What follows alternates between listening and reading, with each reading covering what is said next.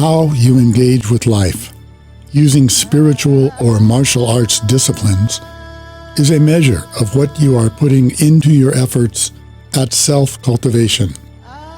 Your thoughts, words, and deeds testify moment by moment to your commitment and self-discipline. Anyone claiming participation in any discipline without commitment will be a poor exemplar of its benefits. Yeshua taught that self-disciplined persons would have the whole earth at their disposal.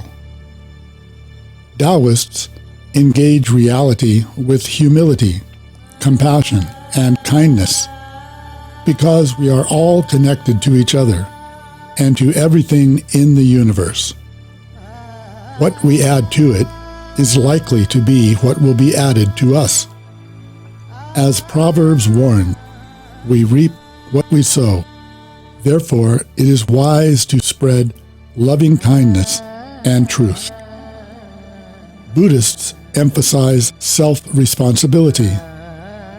Gautama taught that caring neither for yourself nor others is the lowest form of existence.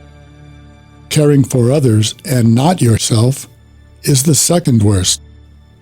Caring for yourself and others is the highest form of engagement with the human world.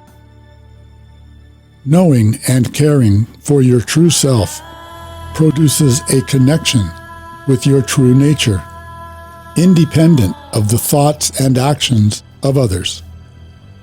A search for external validation to affirm your own existence is a pathology that will turn you into a hungry ghost that cannot be fulfilled. Each of our avatars taught that we should be ever mindful of the divine presence in the world and our inner connection to that presence. Yeshua's advice about engaging this plane of existence was to be in the world, but not of the world.